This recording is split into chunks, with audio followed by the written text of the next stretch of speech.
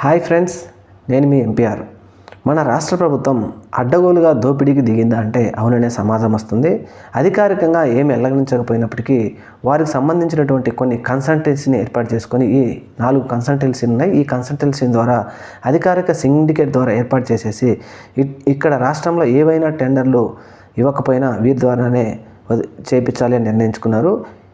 NICSలో empanel అయిన సంస్థలకే అప్పచెప్పాలన్న నిబంధన ఉన్నప్పటికీ ఈ నిబంధనలను రాష్ట్ర ప్రభుత్వం తొంగలో దొక్కుతూ వారికి కావాల్సిన వారికే అప్పచెప్తున్నారని సమాచారం. వీరికి కావాల్సిన ఉన్నటువంటి కన్సల్టెన్సీ సంస్థలు కేవలం IT ఆధారిత సంస్థలు అయినప్పటికీ చంద్రబాబు ప్రభుత్వం అవేమీ లెక్క చేయకుండా వారికి ఇచ్చేయాలని చెప్పేసి గుత్తాధిపత్యం ప్రదర్శించాలని చూస్తూ ఉంది. ఈ టెండర్లపై ఏకపక్షంగా ఎటువంటి నియామకాలు లేకపోయినా డైరెక్ట్గా ఈ కన్సల్టెన్సీలకే ఇవ్వాలని చెప్పేసి నిర్ణయం ప్రభుత్వం తీసుకుంది.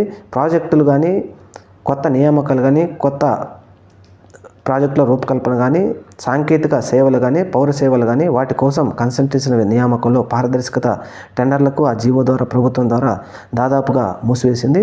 National informatics centre services empanel consultancy ఎంపిక చేయాలని ప్రభుత్వం షరతు ఉన్నప్పటికీ ఇవన్నీ వదిలేసి మన కన్సల్టెన్సీ ద్వారానే ఈ పని నడిపించుకోవాలి అన్నట్టుగా ప్రభుత్వం పాటిస్తూ ఉంది. ఇంతకుముందు అమరావతి దగ్గర ఇన్నర్ రోడ్డింగ్ సంబంధించి ఇదే తరహాలో దోపిడీ చేశారు. దీని మీద అప్పట్లో పెద్ద దుమారం కూడా లేపింది.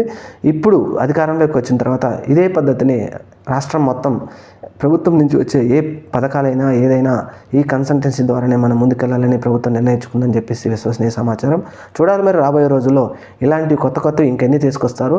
తీసుకొచ్చిన తర్వాత వారికి అనుకూలమైనటువంటి ఇలా కన్సల్టెన్సీని కావచ్చు, లేకపోతే వారి నాయకులకు కావచ్చు ఇచ్చుకుంటారా లేదా అనేది రాబోయే రోజుల్లో చూద్దాం. Thank you. మన ఛానల్ని తప్పకుండా సబ్స్క్రైబ్ చేయండి.